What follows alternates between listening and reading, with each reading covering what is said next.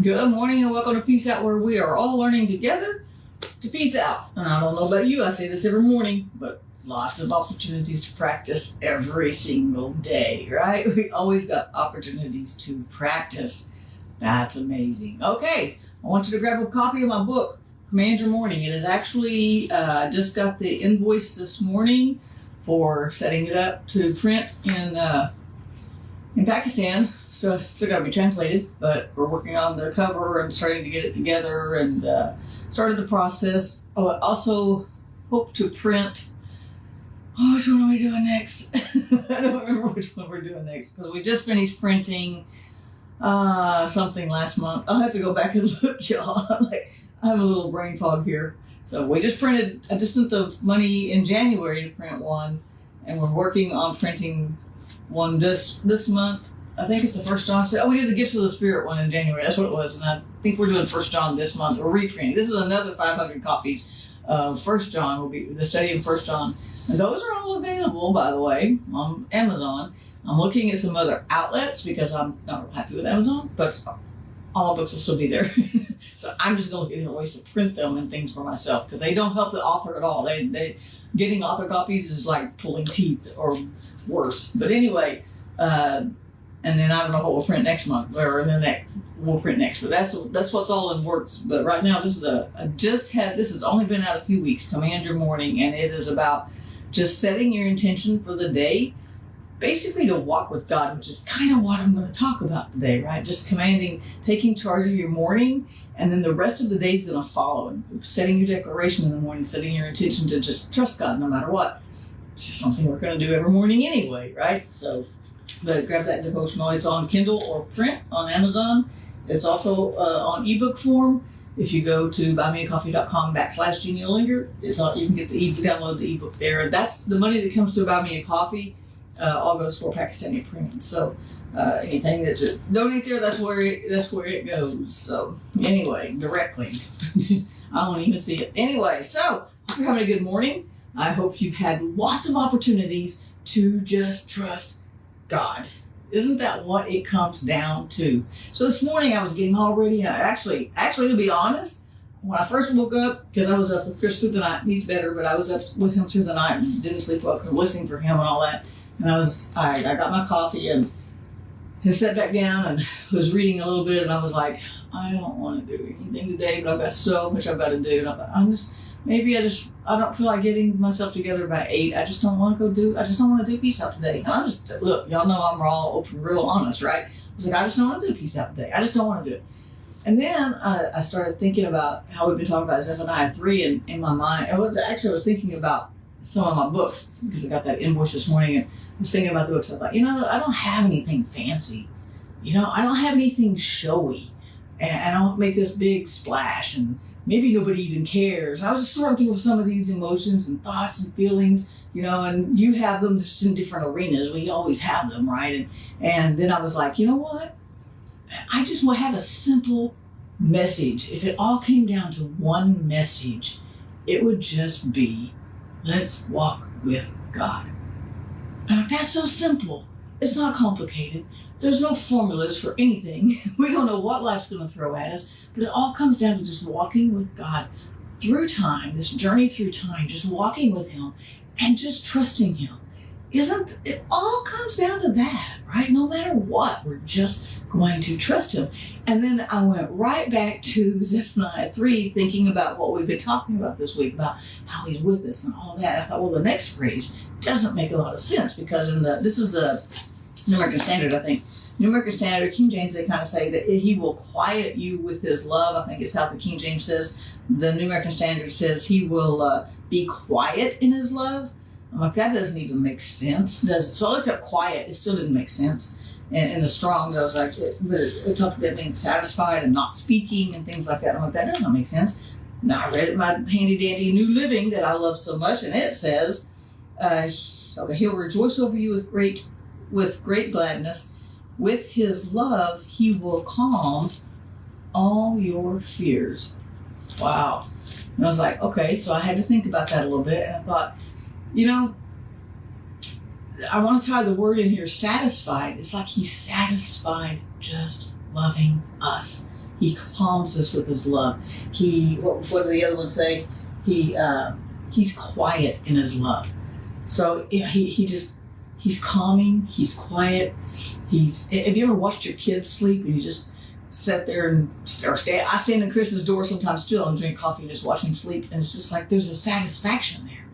He's happy, he's not in pain, he's quiet, he's peaceful, we're all good, and just watching, especially when they're really little, you just watch them sleep and you just go, oh, and there's just not words for that kind of, what is that, maybe adoration, that kind of love. There's just not always words for that. Just watch your kids sleep, and then you watch them grow up and you're just satisfied that you've loved them all these years and you've watched over them. God does the same thing for us.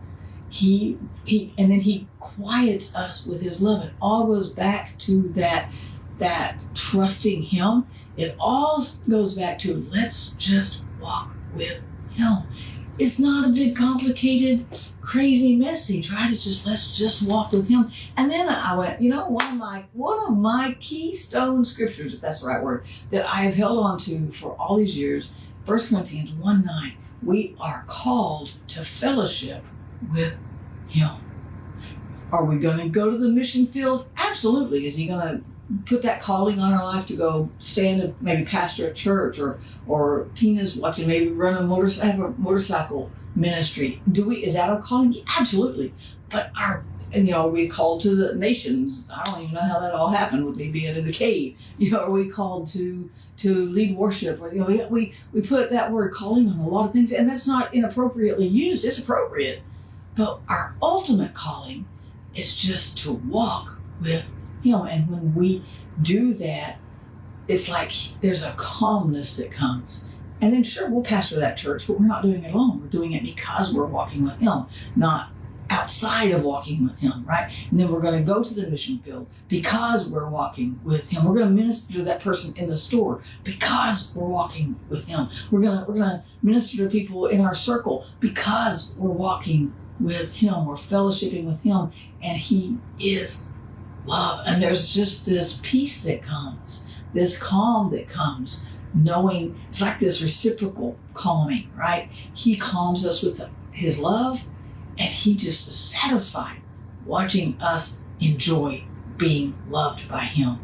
Isn't that a cool thought? That God just, like we watch our kids sleep, we watch our kids watch a movie, we would just like watching our kids when they're happy, right? We just like, yeah, there's just a satisfaction there. And God feels the same thing when he watches us. And when we go, I'm just going to peace out and trust God with this, he's like, good, we're all happy now. And he's so satisfying. It's so satisfying to him, like a father watches his child, to watch us come to that place where we just go, I'm just going to trust you, God.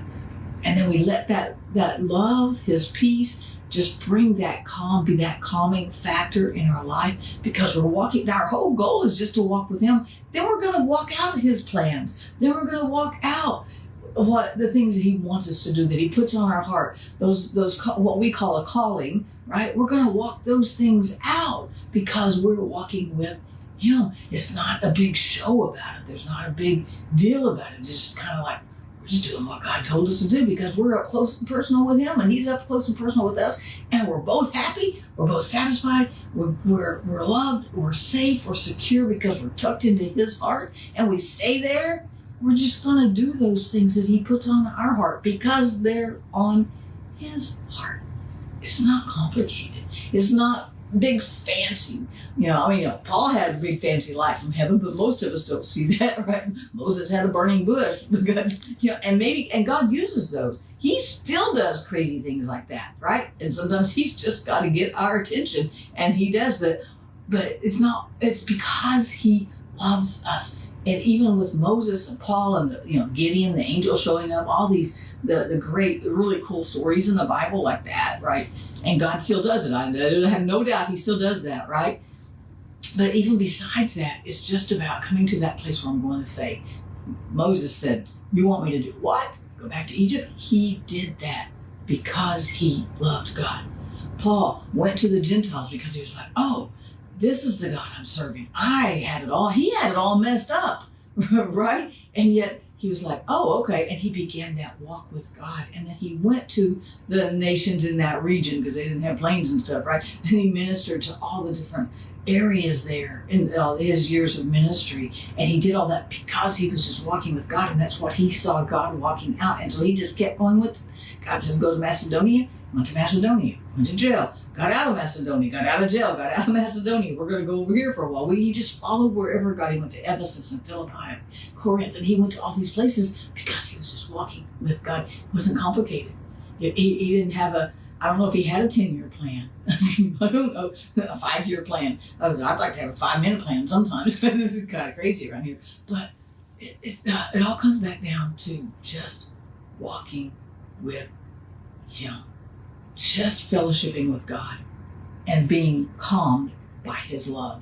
Being calmed and having that peace because we're walking in his love. We're walking with him. And he's not going to lead us, he's not going to lead us into something that's going to hurt us. Is life going to hurt us? Absolutely. Every single day life is going to hurt us. But we can come back to that truth that we hide under the shadow of the Almighty. We stay up under him, under his wings of protection. We run to him because he's our rock.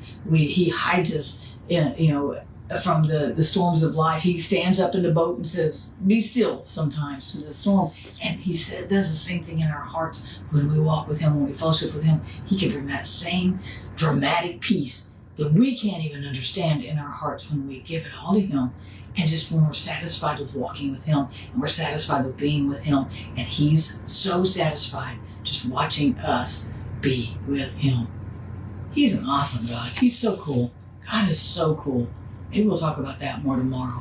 Have a great day, you guys. Peace out. He's got you today. Peace out. Have a great day. See you again.